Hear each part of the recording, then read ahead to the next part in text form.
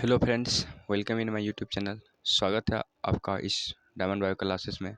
जैसे कि स्क्रीन पर दिख रहा है, class 12th biology chapter 1 reproduction in organism. ये लेक्चर 4 है।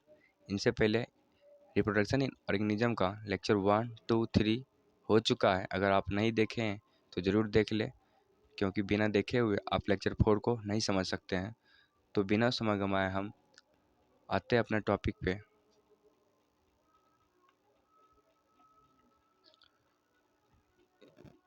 ये रहा आज का टॉपिक।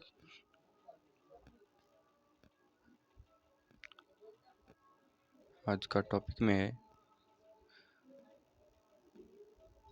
लैंगिक जनन के लाभ, सिग्निफिकेंस ऑफ सेक्सुअल रिप्रोडक्शन। और उसी को दूसरा पॉइंट में लिख सकते हैं, लैंगिक जनन के महत्व को सिग्निफिकेंस ऑफ सेक्सुअल रिप्रोडक्शन बोले, और लैंगिक जनन के लाभ को एडवांटेज ऑफ सेक्सुअल रिप्रोडक्शन बोले। अभी तक में पढ़ चुके हैं लैंगिक जनन क्या है, नहीं है, इसके बारे में, कैसे इसकी प्रोसेसिंग प्रक्रिया विधि होती है। अब इनके लाभ जानते हैं क्या है। एक नंबर में सबसे पहले लिखा हुआ है कि लैंगिक जनन के दरमियान जनसंख्या के विभिन्न प्राणियों के बीच जीन का स्थानांतरण होता है। इससे उत्परिवर्तन एवं विभिन्नताएं उत्पन्न होती है। लैंगिक जनन में ही एक ऐसा होता है कि उत्परिवर्तन एवं विभिन्नताएं उत्पन्न होती है, नहीं तो लैंगिक जनन में उत्पन्न संतति अपने पेरेंट्स के समान होते हैं। इसमें लैंगिक जनन में ये नहीं होता है। ये एडवांटेज ऑफ सेक्सुअल रिप्रोडक्शन का पॉइंट 1 था। अब दूसरा देखते हैं। दूसरा है जैसे कि लैंगिक जनन के कारण कोई दो प्राणी एक समान दिखाई नहीं देते हैं। अभी थोड़ा देर पहले जिक्र किए थे पॉइंट 1 में कि इसमें उत्परिवर्तन होता है, यानी अपने पेरेंट्स के समान नहीं होते इनके पीढ़ी। लैंगिक जनन के कारण कोई दो प्राणी एक समान दिखाई नहीं देते हैं। ये लैंगिक जनन में ही होती है। और पॉइंट 3 में है लैंगिक जनन से उत्पन्न संतति संघर्षशील एवं मजबूत होते हैं। अब लैंगिक जनन के लाभ जान चुके हैं, अब लैंगिक जनन के हानि के बारे में जानते हैं। ये सब क्वेश्चन बहुत महत्वपूर्ण है। लिखा लैंगिक जनन के हानि, यह एक धीमी क्रिया है। लैंगिक जनन एक धीमी प्रक्रिया है। इस प्रक्रिया के जनन में दो जनक भाग लेते हैं, अपोजिट जेंडर होते हैं। लैंगिक जनन में हम पढ़ चुके हैं, तो यहाँ पर उतना डिफाइन करने की ज़रूरत नहीं है, लेकिन इसमें थोड़ा सा हम जिक्र कर दें कि एक मेल और एक फीमेल होते हैं जो अपोजिट होते हैं दोनों का ऑर्गन्स के अनुसार। और इसमें जो लिखा हुआ है कि इस प्रकार के जनन में दो जनक भाग लेते हैं, यानी दोनों अलग अलग होते हैं, दोनों अलग अलग जेंडर के होते हैं। तो इसमें हानि यही होता है कि दोनों अलग अलग जब तक जीव नहीं मिलेंगे तब तक एक नए जीव का निर्माण नहीं होता है। अब है पॉइंट 3 का। पॉइंट 3 में लिखा हुआ है, पॉइंट 3 में कि इसके लिए निश्चित समय, स्थान तथा स्रोत की आवश्यकता होती है। ये ऐसा प्रक्रिया नहीं है कि कहीं भी कुछ भी किसी भी अवस्था में हम इस प्रजनन को करवा सकते हैं। इसके लिए एक इन्वायरमेंट की ज़रूरत पड़ती है, इन्वायरमेंट की आवश्यकता होती है, वातावरण की आवश्यकता होती है। वह संतुलन वातावरण होता है तभी एक अच्छे जीव की उत्पत्ति हो पाती है। लैंगिक जनन की एक विशेषता है, लेकिन यह हानि भी है। अब चौथा पॉइंट में क्या लिखा हुआ है देखते हैं। चौथा पॉइंट में लिखा हुआ है कि उच्च स्पर्धात्मक जीवन संघर्ष के कारण निम्न आनुवंशिक संगठन वाले प्राणी समाप्त हो जाते हैं। इसमें होता है कि उच्च स्पर्धात्मक जीवन संघर्ष के कारण इसमें बहुत संघर्ष करना पड़ता है जीव को, तब जाकर के अपनी नई पीढ़ी को आगे तक संतुलित रख पाते हैं, जीवित रख पाते हैं। निम्न आनुवंशिक संगठन वाले प्राणी समाप्त हो जाते हैं।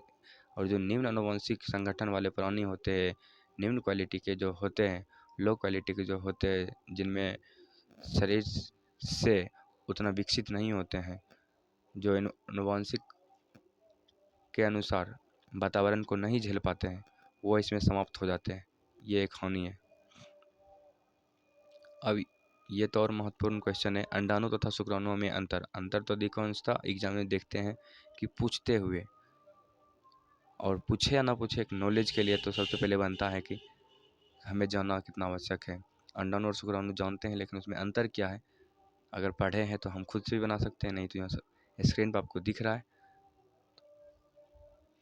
लिखा हुआ अंडाणु तथा शुक्राणु में अंतर। तो सबसे पहले अंडाणु में देखते हैं। अंडाणु का पहला पॉइंट है कि यह मादा जनन कोशिका है। अंडाणु है तो मादा में ही पाया जाता है। उसके बाद लिखा हुआ है कि शुक्राणु की तरफ या नर जनन कोशिका है। शुक्राणु है जो नर में रहता है।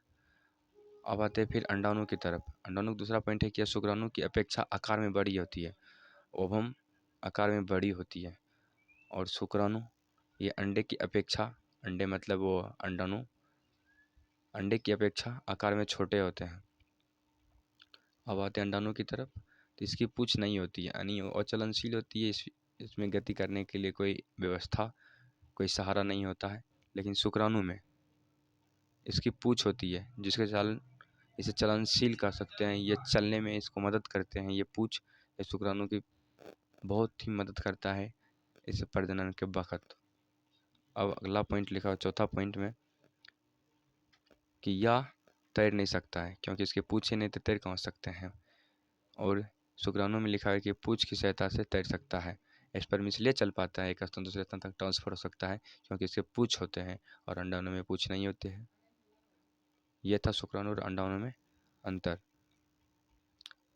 अब आता है युग्मक जनन एवं भ्रूण उद्भव में अंतर लिखे। तो ये क्वेश्चन है, लेकिन टॉपिक बना के दिया गया हुआ यहाँ पर। यह टॉपिक को क्वेश्चन बना के हम पढ़ते हैं ताकि एग्जाम में कहीं से कोई दिक्कत ना हो। तो लिखा हुआ है युग्मक जनन एवं भ्रूण उद्भव में अंतर लिखे। तो हम पढ़ चुके हैं भ्रूण उद्भव के बारे में, जहाँ भ्रूण का उद्भव यानी भ्रूण का निर्माण वह युग्मक जनन और भ्रूण उद्भव में अंतर लिखे। पीछे इस पर अच्छे से चर्चा कर चुके हैं। अगर आप नहीं जानते हैं तो आप पहले वाले लेक्चर 1, 2, 3 जरूर देखिए सीरियल से। उसके बाद लेक्चर ये 4 है। तो इसमें जानते हैं युग्मक जनन। तो युग्मक जनन का सबसे पहला पॉइंट है कि नर तथा मादा में अगुणित युग्मकों के बनने की प्रक्रिया को युग्मक जनन कहते हैं। युग्मक पीछे चर्चा कर चुके थे, बस वही है। नर तथा मादा में अगुणित युग्मकों के बनने की प्रक्रिया को युग्मक जनन कहते हैं। और भ्रूणोद्भव में लिखा हुआ है युग्मक जनन से भ्रूण के विकास की प्रक्रिया को भ्रूणोद्भव कहते हैं। भ्रूण का विकास होगा तो भ्रूणोद्भव कहेंगे। सबसे पहले तो इस तरह से इसके डेफिनेशन से ही हम अंतर निकाल सकते हैं। और 2 नंबर में लिखा हुआ है इसका निर्माण अर्थसूत्री विभाजन द्वारा होता है। अगर बोला जाए कि युग्मक का निर्माण कैसे होता है तो अर्थसूत्री विभाजन द्वारा होता है। और भ्रूणोद्भव के बारे में बोला जाए तो इसका निर्माण समसूत्री विभाजन द्वारा होता है। ये सब ऑब्जेक्टिव में तो अधिकांश देखने को मिलेगा क्वेश्चन इस टाइप से। इसलिए यहाँ अंतर ही नहीं, यहाँ पर और भी क्वेश्चन को दिमाग में सेट करके चलिए ताकि ऑब्जेक्टिव में प्रॉब्लम ना हो, या कोई भी क्वेश्चन करें तो हम आसानी से जवाब दे सकते हैं। और ये तो महत्वपूर्ण है अंतर। और तीसरा पॉइंट में कि निषेचन से पूर्व की घटना है। युग्मक निषेचन से पूर्व की घटना है और भ्रूणोद्भव ये निषेचन की बाद की घटना है। तो इतना हम जान लिए, इसका आगे पॉइंट नहीं है। युग्मक जनन एवं भ्रूणोद्भव में अंतर इतना तक जान चुके हैं। अब आगे है जियोस्पोर तथा युग्मनज में अंतर। जियोस्पोर तथा युग्मनज में अंतर लिखे। हम एनसीईआरटी के आधारित ही चल रहे हैं। अगर आपको कहीं तरह से कोई तरह से अगर दिक्कत तो आप कमेंट करके बोल सकते हैं, आपकी मदद कर सकते हैं। ये एनसीईआरटी के अनुसार बिल्कुल टॉपिक है। सीरियल थोड़ा आगे पीछे हो सकता है, लेकिन बिल्कुल एनसीईआरटी पर ही आधारित है। ये जियोस्पोर तथा युग्मनज में अंतर लिखे। इस पर हम चर्चा नहीं करेंगे, क्योंकि आप इसे पढ़कर समझ सकते हैं। लेकिन उतना जितना हम अंतर दिखा रहे हैं, स्क्रीन पे बतला रहे हैं, वो इम्पॉर्टेंट है। ये उतना इम्पॉर्टेंट नहीं है, लेकिन ये प्रोवाइड करवा दिया गया है ताकि आप खुद से भी कर सकते हैं। फिर भी हम देख लेते हैं। पहला लिखा है जूस्पोर, चल बीजाणु होता है। एक बीजाणु होता है, चल बीजाणु होता है जो चल सकता है। लिखता है कि दिखता है कि इसका निर्माण अलैंगिक जनन के अंतर्गत होता है और इसका निर्माण लैंगिक जनन के अंतर्गत होता है। चल बीजाणु जो होता है, जो स्क्रीन पर दिख रहा है और आप देख रहे हैं, चल बीजाणु में होता है कि जनन के अंतर्गत यानी अलैंगिक जनन जब होता है तब, और युग्मनज होता है कि लैंगिक जनन के अंतर्गत इसका निर्माण होता है। जूस्पोर का दूसरा पॉइंट है ये सामान्यतः शैवालों में बनते हैं, चल बीजाणु। और युग्मनज का दूसरा पॉइंट है इसका निर्माण सभी जीवों में होता है। और इसका तीसरा पॉइंट है यह कोशिका के जीव द्रव का सूत्री विभाजन द्वारा 2 या 2 से अधिक भागों में बंटने से होता है। और युग्मनज जियोस्पोर को देख लिए युग्मज में कि यह लैंगिक जनन के दौरान मादा युग्मक तथा नर युग्मक के निषेचन से बनते हैं। यानी ये लैंगिक जनन जब अंतर्गत आते हैं तो इसकी प्रक्रिया अलग होगी, और ये अलैंगिक जनन के अंतर्गत आते हैं तो इसकी प्रक्रिया अलग होगी। तो जियोस्पोर और युग्मज में अंतर देख लिए हैं। ये उतने इम्पोर्टेंट नहीं है लेकिन इम्पोर्टेंट है। अब आता है लैंगिक जनन तथा अलैंगिक जनन में अंतर क्या है। ये तो आप पढ़े हैं, आप खुद से भी आसानी से भी 3-4 अंतर ऐसे निकाल सकते हैं, लेकिन हम एक अलग वीडियो इसलिए लेकर प्रोवाइड की ताकि आपको प्रॉब्लम ना हो। आपका अपना बनाया हुआ और हमारे अनुसार प्रोवाइड किया हुआ आपको और मदद हेल्पफुल होगा। तो आए हम अपना टॉपिक पाते हैं बिना टाइम गंवाए। पहला है अलैंगिक जनन का और लैंगिक जनन का। तो अलैंगिक जनन होता है कि इसमें एक जीव द्वारा संतान की उत्पत्ति होती है। ये श्योर है कि अलैंगिक जनन में मात्र एक जीव की आवश्यकता होती है, उसी में नर एवं मादा दोनों पार्ट्स होते हैं। और लैंगिक जनन में होता है कि इसमें 2 जीव अर्थात नर तथा मादा के द्वारा संतान की उत्पत्ति होती है। लैंगिक जनन में अपोजिट जेंडर होते हैं, इसमें 2 जीव भाग लेते ही हैं। इसका एक हानि के रूप में देखे थे लैंगिक जनन की हानि में। अब इसका दूसरा पॉइंट था अलैंगिक जनन की, यह सदैव एक जनकीय होते हैं। अनेक जनक मतलब कि वो मादा और पुरुष का दोनों पार्ट्स एक ही जीव में होता है, इसलिए इसे एक जनकिया बोला जाता है। और द्विजनकिया मतलब होता है कि इसमें 2 जनक मिलते हैं, 2 जीव होते हैं, तभी जाकर के इसकी संपूर्ण प्रक्रिया संपन्न हो पाती है। तो लैंगिक जनन और लैंगिक जनन का 2 पॉइंट हो चुका है। और तीसरा पॉइंट देखते हैं, इसमें अर्थसूत्री विभाजन नहीं होता है। और लैंगिक जनन में इसमें प्राणी के जीवन काल में अर्थसूत्री विभाजन होता है, इसको भी याद रखना है। अब पॉइंट चौथा में देखते हैं। पॉइंट चौथा में कि इसमें लैंगिक अंगों का निर्माण नहीं होता है। और लैंगिक जनन में लैंगिक अंगों का निर्माण नहीं होता है और लैंगिक जनन में लैंगिक अंग का निर्माण होता है। अब पॉइंट 5वां देखते हैं। पॉइंट 5वां में है कि इसमें संतान उत्पत्ति के लिए युग्मक निर्माण एवं संलयन नहीं होता है। और लैंगिक जनन में इसमें संतान उत्पत्ति के लिए युग्मक निर्माण एवं संलयन होता है। इसमें संलयन के बगैर तो कोई उपाय ही नहीं है, क्योंकि 2 जीव जब तक आपस में मिलेंगे नहीं तब तक जनन होगी नहीं। और पॉइंट आगे है कि इसमें संतान आनुवंशिकी रूप से जनक के समान होते हैं। और लैंगिक जनन में जिसमें क्लोन बोला गया था शुरू में लेक्चर 1 में, क्लोन कैसे उत्पन्न होती है थे, यहाँ पर साफ साफ लिखा हुआ कि इसमें संतान आनुवंशिकी रूप से जनक के समान होते हैं। और लैंगिक जनन में इसमें संतान आनुवंशिकी रूप से जनक से भिन्न होते हैं। अब ये पॉइंट 6 हो गया है। 7 है, यह जनन की तीव्र विधि है। और लैंगिक जनन एक ऐसी प्रक्रिया है जिसमें तीव्र गति से जीवों का निर्माण होता है, और यह जनन की धीमी गति है। इसमें हम सब जानते हैं होमोसेपियंस में किसमें कितना टाइम लगता है, तो लेक्चर 1 में देखे थे इनका जितना जीवन अवधि होता है और लैंगिक और उसका तब जनन कितना समय लगता होगा, सोच लीजिए। मनुष्य में तो जानते ही हैं। और ये पॉइंट 8 है कि यह अनुकूलता एवं उत्पत्ति की दृष्टि से महत्वपूर्ण नहीं होता है। यह अनुकूलता और उत्पत्ति की दृष्टि से अत्यंत महत्वपूर्ण होता है।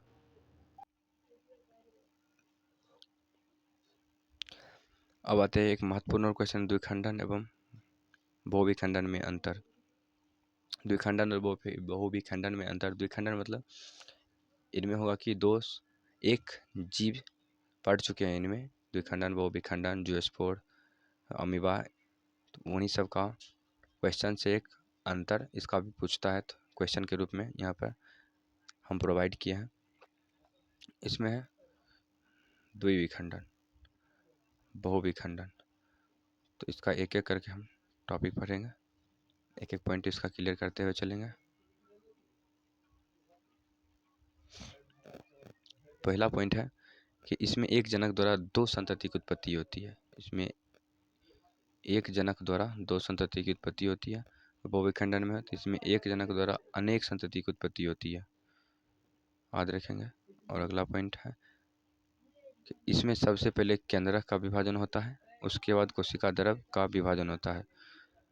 और इसमें सबसे पहले केंद्रक का विभाजन होता है, बिना कोशिका द्रव विभाजन के पश्चात कोशिका द्रव का बार बार विभाजन होता है और कई केंद्रक बन जाते हैं। यह होता है बहुविखंडन में।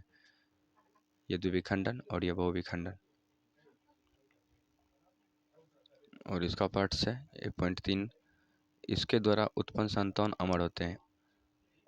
बहुविखंडन, इसके द्वारा उत्पन्न संतान अमर नहीं होते हैं। द्विविखंडन में अमीबा आता है, इसमें जो उत्पन्न होते हैं संतान वो अमर होते हैं, और बहुविखंडन में जो आते हैं इनके संतान अमर नहीं होते हैं, क्योंकि इनका अंत ही नहीं होता। ये कहीं से भी कटेगा छिलेगा एक अलग जीव का निर्माण कर लेगा, लेकिन इसमें ऐसा नहीं होता है। और एक इसका और एक पॉइंट है कि अनुकूल परिस्थितियों में होता है द्विविखंडन। बहुविखंडन ये अनुकूल तथा प्रतिकूल दोनों परिस्थितियों में होता है बहुविखंडन।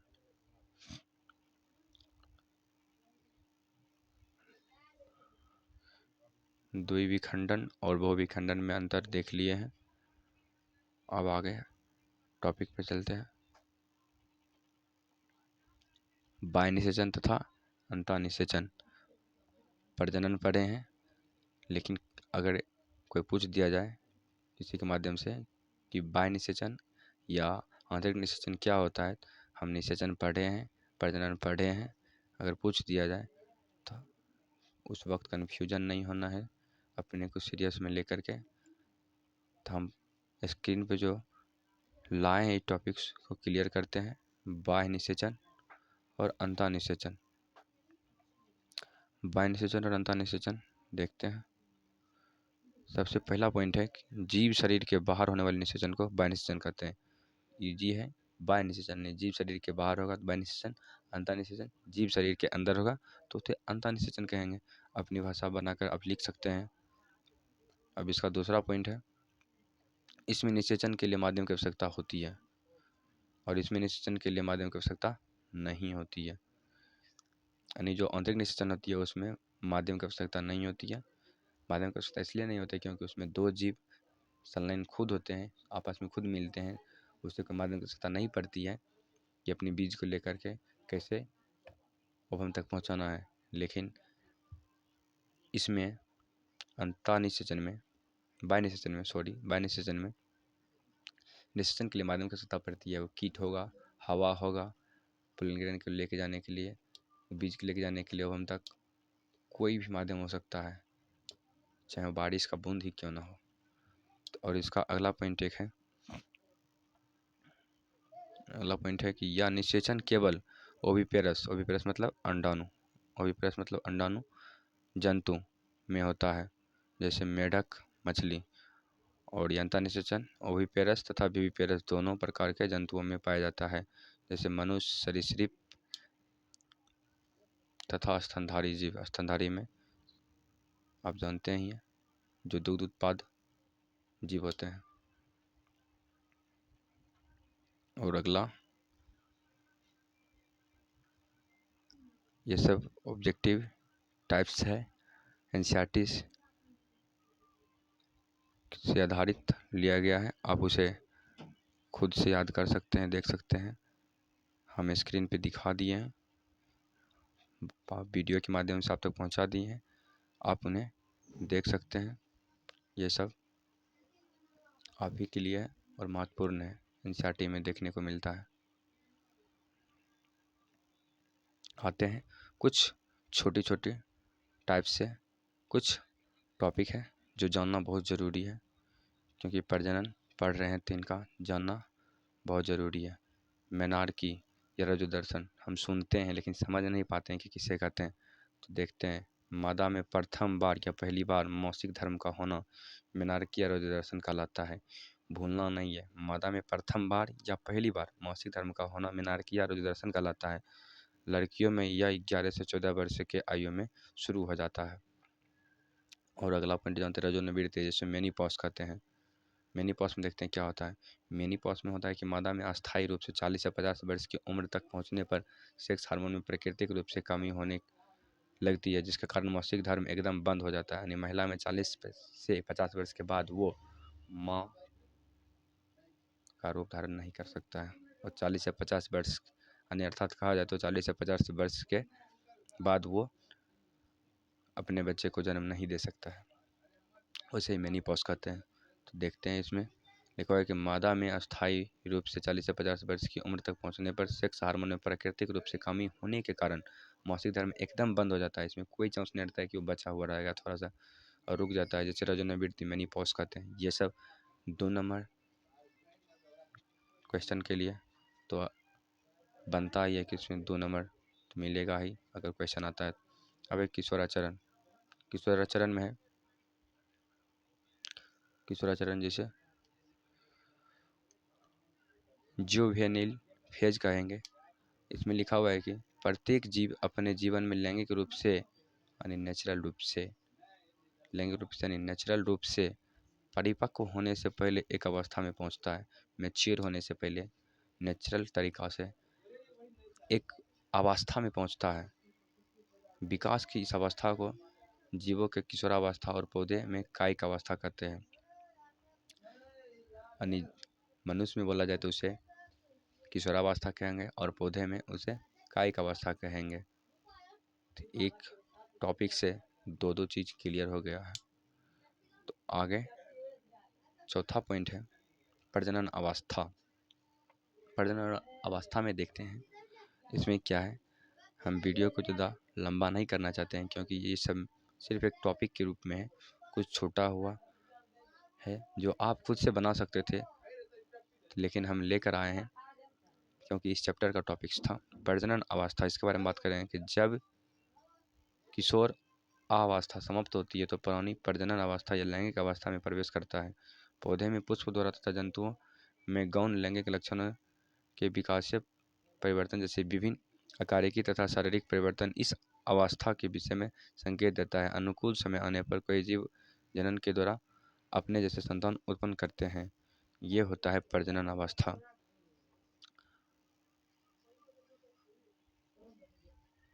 संकेत देता है यानी कुछ संकेत देता है कि वह परिपक्व हो गया है प्रजनन अवस्था के लिए।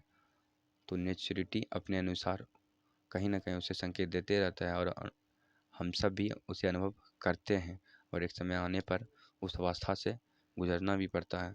और लिखा हुआ आने पर कई जीव जनन के द्वारा अपने जैसे संतान को उत्पन्न करते हैं। हालांकि भिन्न भिन्न जीवों या पौधे में जनन काल का समय अलग अलग होता है। ये तो स्वाभाविक है कि हर जीव एक तरह से होते नहीं है, उनकी प्रोसेसिंग प्रक्रिया एक जैसा होगा नहीं। तो आगे है वृद्धावस्था। वृद्धावस्था के बाद नहीं है क्योंकि ये लंबा वीडियो हम नहीं बनना चाहते थे। इसमें अंतर सिर्फ लेने का आने का मकसद था, लेकिन कुछ पॉइंट लगा कि जो इसलिए हम लेकर आए हैं। तो देखते वृद्धावस्था क्या होता है। अनिसेंट फेज विकास चक्र की यह अंतिम और तीसरी अवस्था होती है। जनन अवस्था के अंत में यह अवस्था शुरू होता है। जब जनन अवस्था हो जाती है, किशोरावस्था खत्म हो जाता है, जब मेच्योरिटी खत्म हो जाती है तो उस अवस्था के बाद वृद्धावस्था आता है। इसे वृद्धावस्था कहते हैं। इस अवस्था में कार्य करने की क्षमता धीरे धीरे कम हो जाती है क्योंकि उसकी सेल्स डैमेज होने लगता है, कम होती है और अंत में समाप्त हो जाती है और कोशिका मृत होने लगती है। ऊतक नष्ट होने लगते हैं, ऊतक नष्ट होंगे, कोशिका नष्ट होंगे तो उसके अंग तंत्र नष्ट होने लगेंगे और वो कमज़ोर पड़ जाएंगे और उनकी जीवन अवधि समाप्त हो जाएगी और जीव शरीर महत्वपूर्ण अंग कार्य करना बंद कर देते हैं और परिणाम स्वरूप जीव की मृत्यु हो जाती है। जीव खत्म हो जाते हैं, चाहे वो कोई भी हो। आज यहीं तक इस वीडियो के माध्यम से आप तक पहुंचाया गया टॉपिक्स जो इम्पोर्टेंट था। और रिप्रोडक्शन इन ऑर्गेनिज्म का ये लास्ट लेक्चर था। इसके बाद इस चैप्टर में कुछ बचा हुआ नहीं है और जितना भी था हमने एनसीईआरटी के अनुसार प्रोवाइड आपके पास करवा दिए। ये था रिप्रोडक्शन इन ऑर्गेनिज्म का लेक्चर 4 1 2 3 4। 4 लेक्चर में चैप्टर 1 क्लियर हो गया है। तो आपका यहाँ तक हमारे साथ बने रहने के लिए धन्यवाद। अब मिलते हैं चैप्टर 2 में। धन्यवाद आप सभी को। आपको ये क्लास कैसा लगा अपना फीडबैक कमेंट बॉक्स में ज़रूर दें। धन्यवाद।